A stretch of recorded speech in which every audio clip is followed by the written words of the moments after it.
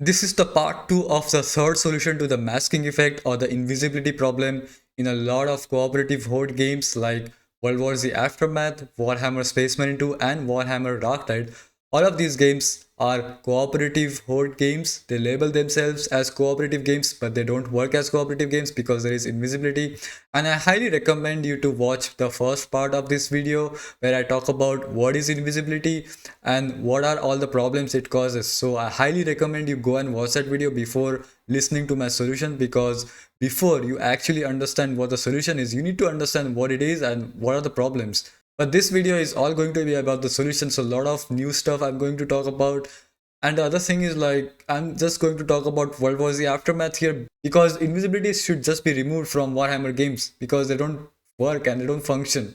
It does not really make sense to have invisibility in Warhammer games. As far as World War Z is concerned, because in other games invisibility shouldn't exist at all, like in Warhammer games invisibility shouldn't exist. So as far as World War Z is concerned, the good news is that it is possible to fix all of the issues and the problems which I mentioned in the part 1 of the video, which is caused by invisibility or masking effect, while keeping masking effect in the game. So you can keep the masking effect in World War Z game and not remove it, and you can still fix all the problems and use it.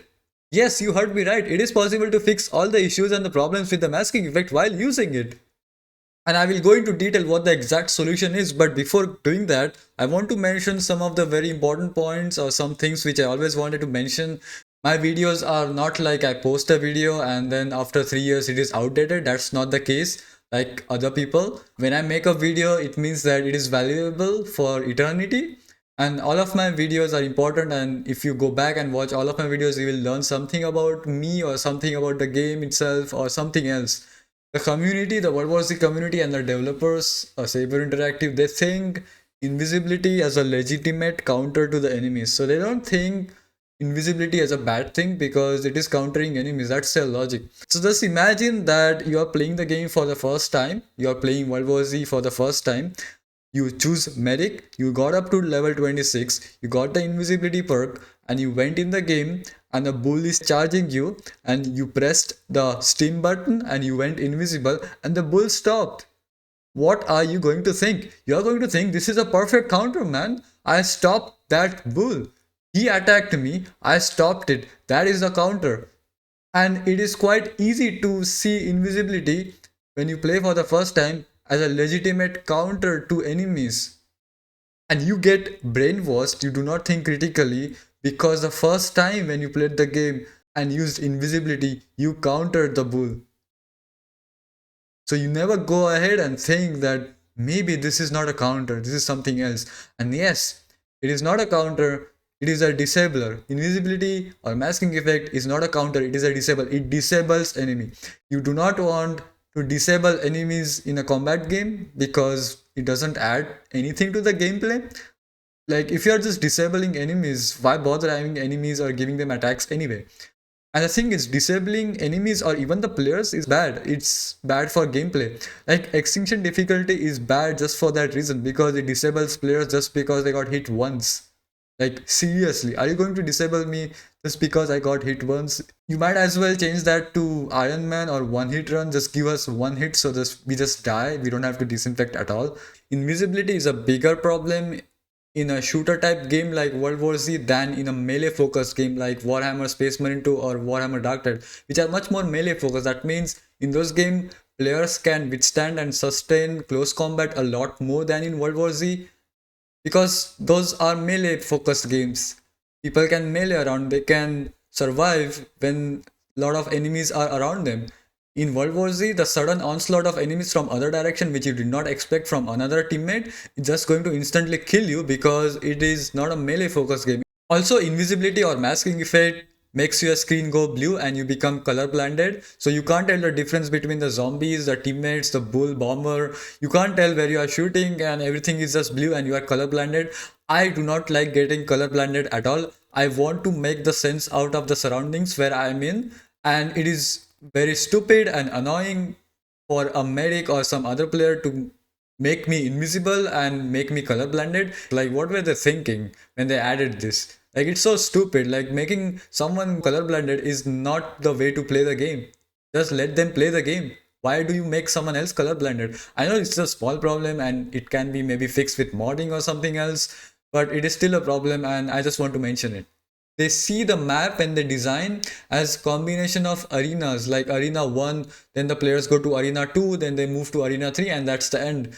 That's how they structure the maps, and they think the maps are arenas instead of one map where you move from point A to B and you have to maintain something like you have health economy, you have ammo economy, that which you have to maintain like in other games. But this game is like arena type instead of one map, which reduces the skill of the game. Because when was the last time you thought I have less ammo, I have to maintain ammo? Because there is always ammo around. There is no ammo economy, there is no health economy. That is the reason, because developers do not think the map as a singular map, they think it as a combination or a string of arenas. That is the reason mechanics like killing yourself to heal at checkpoints exist in this game. Invisibility is not that hard to balance or find solution, because there are a lot of other things in this game which are much harder, like how do you balance explosive ammo from the fixer?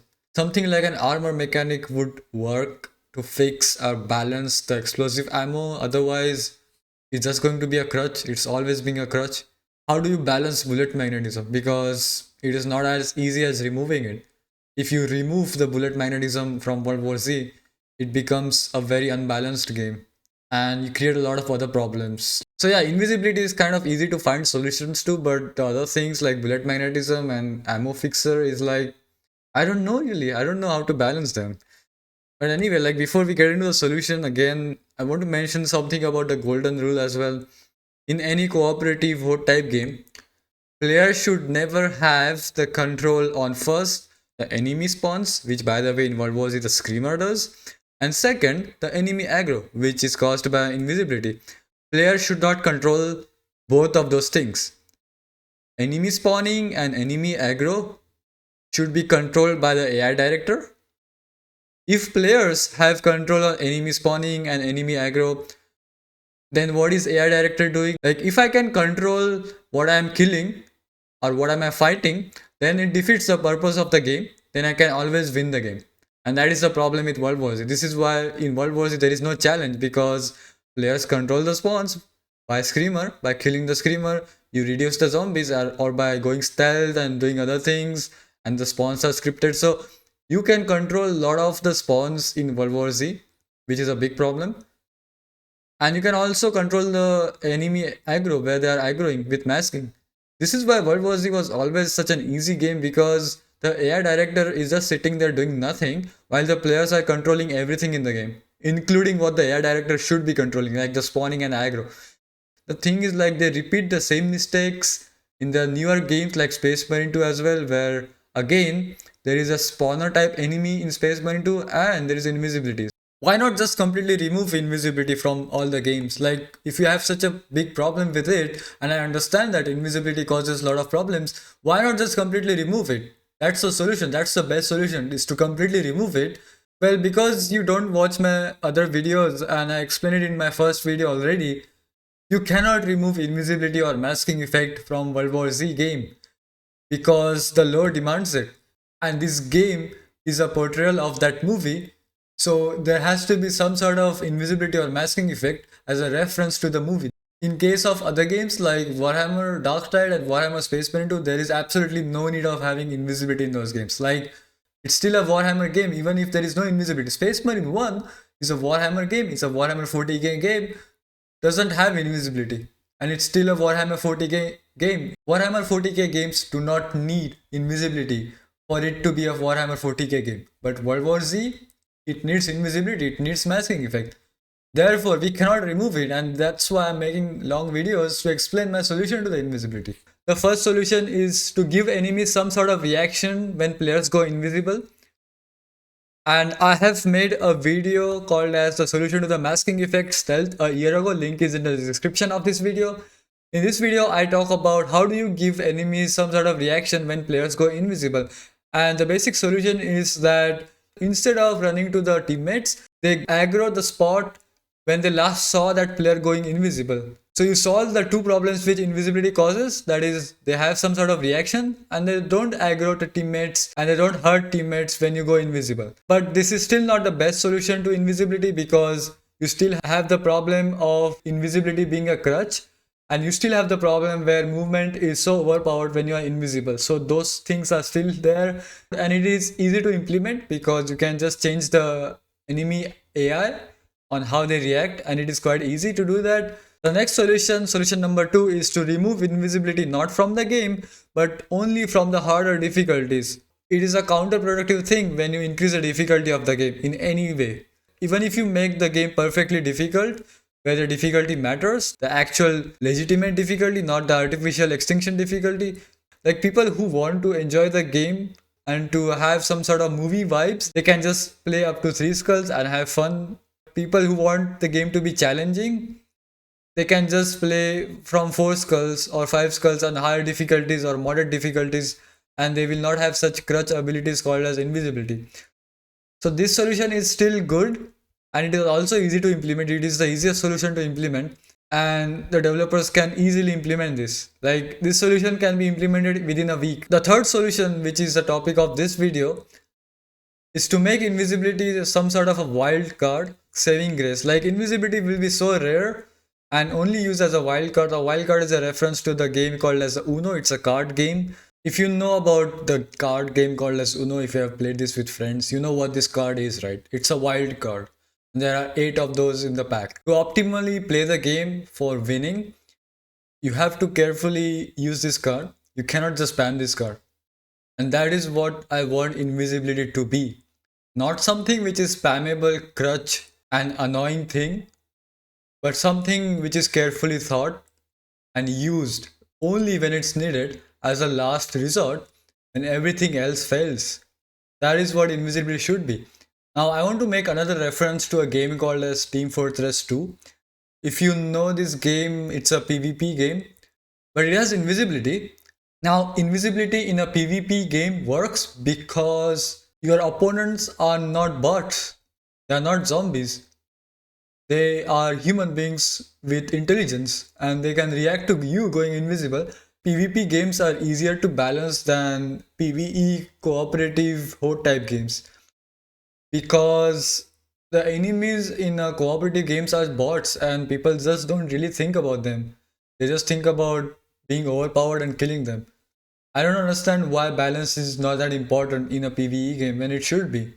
Like it would be so much fun and it would add so much value to a cooperative game if it were to be balanced, but nobody cares about it because I don't think they want to value the game at all. The solution 3 is the solution which I would personally implement if I were to design the game, and it will be a counter to the game's enemy AI director. It won't counter individual enemies because it will still disable them, because it will be the same invisibility. When you press a button, all the enemies are stunned, but what it is actually countering is not the individual enemies. What it is countering is the game's enemy AI director. Invisibility is so strong that if your game's AI director is garbage, then it always will work as a crutch. And you can also combine solution 1 with solution 3 and implement that in the game, and it will just solve every single problem with invisibility. Like there are a lot of problems with this game, and those need to be fixed first for solution 3 to work. And before you implement that solution 3, you need to fix those issues. So let's talk about those issues and the prerequisites. The first very important thing is balance. If a game is not balanced, then invisibility will always work as a crutch. And the game is not balanced because there are just way too many crutches. The AI director and the enemy spawning is just not enough for 4 players. Like this game wasn't designed for 4 players. Like I feel like even if I go back and play the game's version which was released when they added the extreme difficulty, I can solo that difficulty.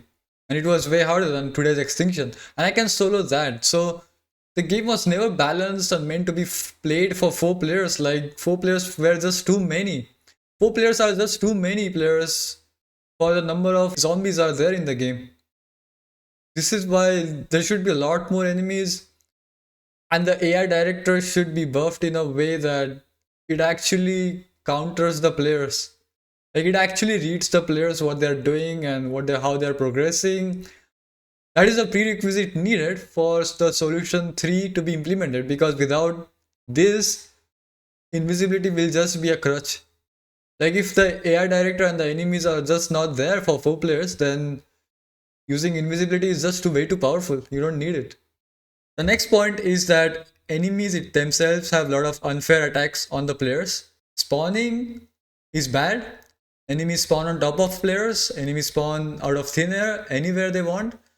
That should be fixed. They shouldn't spawn out of nowhere. They should have proper spawning in the game. Hitboxes are bad since day one. And these are not day one issues, by the way. These are not issues created. The sounds are not a day one issue, but sounds are broken in Aftermath. Enemies hitting you from that far away shouldn't be a thing. They have uncounterable attacks, like enemies have double taps and all that. You can't counter them. You have to preemptively melee a zombie so you avoid that double tap attack. That shouldn't exist. Because if you increase the difficulty in any way and keep the enemies unfair and have them do their unfair attacks on the players, then it's just going to be annoying. And that is why the game is just bad, because even if there were modding in the game right now to increase the difficulty, the enemies are just going to attack player in unfair ways. Like the lurkers are bad. Yeah, a lot of enemies just don't work at all. As I've said, like if you just increase the difficulty by keeping the enemy AI and enemy attacks bad, then the game is just going to be annoying and the difficulty is going to be annoying. You need to remove all the invisibility from the classes and the weapons. So what is happening is that invisibility and the masking effect is becoming a crutch because it is tied to the class perks and the weapon perks. Because the class perks are to be used more frequently, because they keep rocking, like they have 30-second cooldown, and weapon perks also have 30-second or 60-second cooldown. The cooldowns are less, and that is good. But the thing is that when you have masking effect tied to classes and weapons, then because of the low cooldown, they get used frequently. And you can't have invisibility as a frequent mechanic in the game, because then it just becomes a crutch. It's way too boring because you're just always countering enemy attacks. Invisibility shouldn't exist as a class perk or as a weapon perk. Therefore, the decoupling of masking effect or invisibility from classes and weapons is a very important prerequisite. But wait a second, you said you are going to keep the masking effect in the game, but you are telling me to remove the masking effect from classes and weapons, so where are the players going to get the masking effect from? Exactly. My next point addresses that. I'm going to introduce something called as a masking bag in the game. That is going to be the wild card. And the masking bag will of course give you or give the players the masking effect or invisibility, and that is going to be available in the map. So the masking effect or invisibility will not be something which you can get from classes or weapons, but you are going to get that as a map collectible, like equipment bags or breaching charges which you get from the map. To make it a bit more skill based, they would be hidden behind some sort of a puzzle. Like you remember New York 4, you need to throw something in the basketball hoop to open that door. You need some sort of a mechanism in every single map to open some sort of a door or some sort of a mechanism which will give you the masking bag. So the question is now, how am I gonna implement the masking bags in the game? What are the rules? So let's talk about the rules. My idea is similar to the case of breaching charges. That is, some classes have the perk to start with a breaching charge. Similar to that, players will either start with a masking bag, like one player can start with a masking bag as a class perk, or you can implement in a way that you can find the masking bags once or twice in the map. As I've said, like they should be hidden behind some mechanism or they should be randomly placed, so you have to find it, and it will require some effort or skill in that. But in total, you can only use the masking bag or you can only go invisible once or twice per run. You cannot spam invisibility in my solution like the exterminator thing where you can just permanently go invisible, or in case of masking fixer or medic you can just keep spamming invisibility constantly. That would not happen in the solution at all. So this version of masking effect will not have that. This will be masking back kind of thing. It will be a rare case. You will not get to use masking effect or invisibility frequently. You will only use it when you are needed to use it, when the game's AI spawns so many enemies that it is really hard to counter it. Like all of the four players combined cannot kill all the enemies which are spawning. In that case, you will need to use the masking effect, and you will use that masking back only in those cases. So it is working as a wild card, it is working as a one-off situation thing where you will use the masking bag as a savings grace, and you will need some sort of skill or some knowledge to find those masking bags like breaching charges in the map, and you will only use them once or twice. That is my solution, and that is the first rule.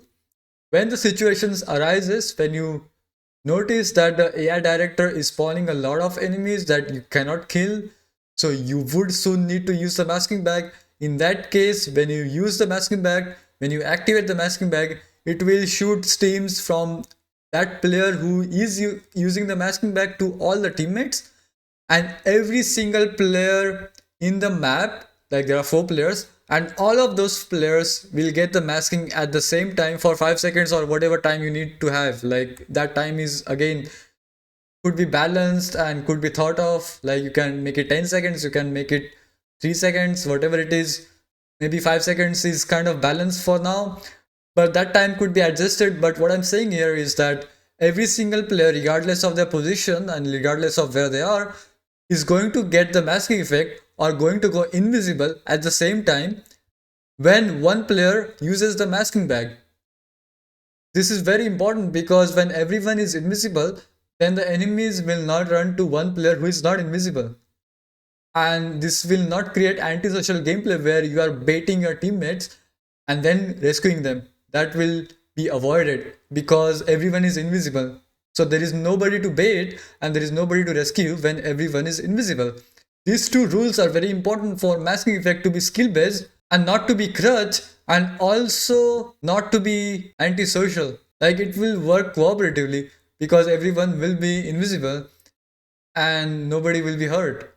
And since the masking effect is so infrequent, it's so rare that you only use it once or twice per run, it wouldn't be a crutch and you would need skill or effort to find those bags and use them in right situations. So you're not going to be spamming masking effect all the time. You will only use it when you need it. It is a wild card. And that is the solution.